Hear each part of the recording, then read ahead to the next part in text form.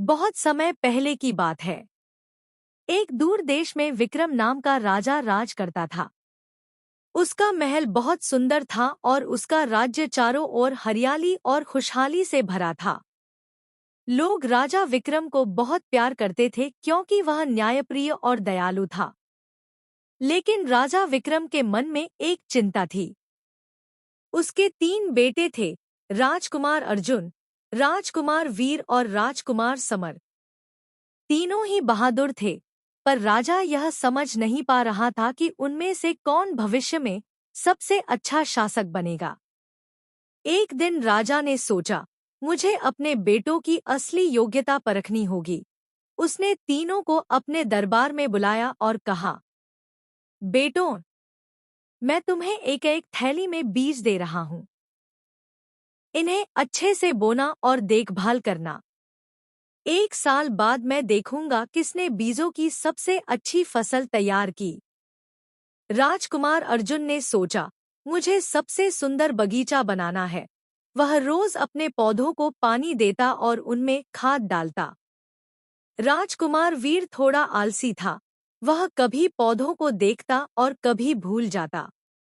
जबकि राजकुमार समर ने ध्यान से बीजों को मिट्टी में बोया, लेकिन कुछ दिनों बाद देखा कि वे अंकुरित ही नहीं हो रहे। समर ने हैरान होकर बार बार कोशिश की, पर बीज कभी नहीं उगे। आखिर उसने सोचा, शायद मुझसे गलती हो गई। फिर भी उसने हार नहीं मानी। उसने खेत की साफ सफाई की, मिट्टी को उपजाऊ बनाया और आसपास के पेड़ों की देखभाल करता रहा। साल बीत गया। दरबार में तीनों राजकुमार अपने अपने काम का परिणाम लेकर पहुंचे। अर्जुन के पास रंग-बिरंगे फूलों से भरा बड़ा बगीचा था। वीर के पास कुछ छोटे पौधे थे, पर वे कमजोर लग रहे थे। समर खाली गमला लेकर पहुंचा। दरबार में सब लोग हंसने लगे। मंत्री बोले, महाराज, अर्जुन ही सबसे योग्य है। देखिए, कितना सुंदर बगीचा उगाया है। राजा विक्रम मुस्कुराए और बोले, नहीं, सच्चा उत्तराधिकारी समर है। सब हैरान रह गए। राजा ने समझाया, जो बीज मैंने दिए थे, वे पहले से उबाले हुए थे। उनमें से पौधे उग ही नहीं सकते थे। अर्जुन और वीर ने कहीं और से बीज लाकर धोखा दिया। लेकिन समर ने सच बोलने की हिम्मत दिखाई। उसने भले ही खाली गमला लाया, पर ईमानदारी और धैर्य का सबूत दिया। और यही गुण एक राजा में सबसे जरूरी होते हैं।